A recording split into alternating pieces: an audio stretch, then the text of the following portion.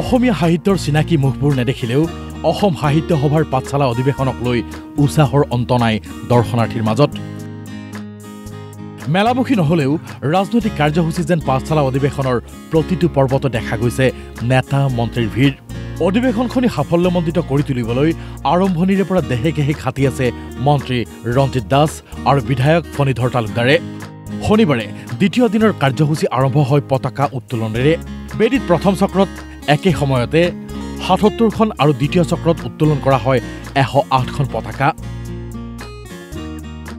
তাৰ পিছতে অনুষ্ঠিত হয় স্মৃতি তৰ্পণ আৰু শ্বহীদ তৰ্পণ অনুষ্ঠান। অজস্ৰ লোকৰ উপস্থিতিত পতাকা উত্তোলন কৰে বিদায়ী সভাপতি সূৰ্যকান্ত হাজৰিকাই। আজি এই পাঠশালাৰ প্ৰতি উদুলিমুদলি পৰিৱেশত অসম সাহিত্য সভাৰ পতাকা উত্তোলন হৈছে। মই আশা কৰিছোঁ যে সমগ্ৰ অসমবাসী ৰাইজৰ সহযোগিতাত অসম সাহিত্য সভাই নতুন গতিৰে আগবাঢ়িব পাৰিব।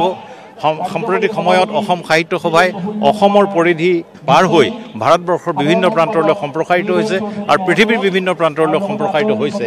মই এই মুহূৰ্তত আশা কৰিম অসমবাসীৰ সাহিত্য সাধনাৰ যোগেদি ভাৰতবৰ্ষৰ তথা পৃথিৱীৰ বিশ্বৰ সাহিত্য জগতত খলকনি তুলিবলৈ সক্ষম হ'ব। বিজ্ঞান মেলা অথবা বজালি হাটতকৈ দুপৰীয়াৰ ভাগত লানি নিচিগা ভিৰ ভোজন কক্ষত। আলুৰ দম, দাইল আৰু বিভিন্ন শাক পাচলিৰ সুমিষ্ট ব্যঞ্জন প্ৰস্তুত কৰি গৈছে শতাধিক ৰান্ধনীয়ে। তাৰেই এসাঁজ খাই পাঠশালাৰ স্মৃতি বুকুত বান্ধি লৈ যাব খুজিছে দৰ্শনাৰ্থীসকলে। পুৱাৰে পৰা সন্ধিয়ালৈ ভোজন কক্ষত বীৰ দি বাট নোপোৱা অৱস্থা। দালি, তৰকাৰী, আলুৰ দম, আলু ভজা এক্সেপশ্যনেল, গোটেইখিনি ভালেই হৈছে।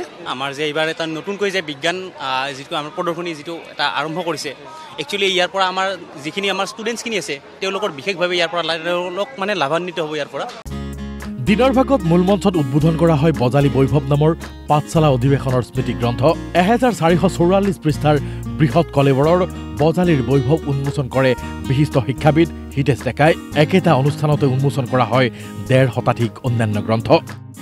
মই আশা ৰাখিছোঁ অহাকালি যিখন শোভাযাত্ৰা হয়তো অসমৰ ইতিহাসত হয়তো সৰ্বশ্ৰেষ্ঠ এখন হয়তো শোভাযাত্ৰা হ'ব বুলি মই আশা ৰাখিছোঁ।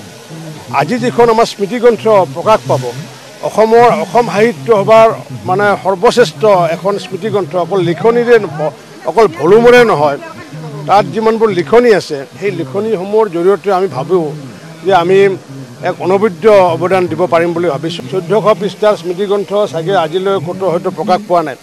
গতিকে বৰ্ণিলৰ পৰা বৰ্ণিলতাৰ দিশে ধাৱমান হৈ আছে অসম সাহিত্য সভা। আপোনালোকৰ জৰিয়তে অসমৰ প্ৰতিগৰাকী ৰাইজকে আমি নিমন্ত্ৰণ জনাইছোঁ, আমন্ত্ৰণ জনাইছোঁ। যিসকলে আহিব নোৱাৰে তেওঁলোকে দূৰৰ পৰা যাতে আমাক আশীৰ্বাদ দিয়ে। সন্ধিয়ালৈ আছে কবি সন্মিলন। অসংখ্য কবিৰ কবিতাৰে জীপাল হৈ উঠিব ভট্টদেৱ ক্ষেত্ৰ। ৰাজ্যৰ লগতে বহিঃৰাজ্যৰ বিভিন্ন ভাষাৰ বহু জনপ্ৰিয় কবিয়ে পাঠ কৰিব কবিতা। একে সময়তে ভট্টদেৱ ক্ষেত্ৰৰ অস্থায়ী কাৰ্যালয়ত আৰম্ভ হ'ব প্ৰতিনিধি সভা। তাৰ পিছতে আছে বাৰেৰহণীয়া সাংস্কৃতিক অনুষ্ঠান। Bureau report DY365।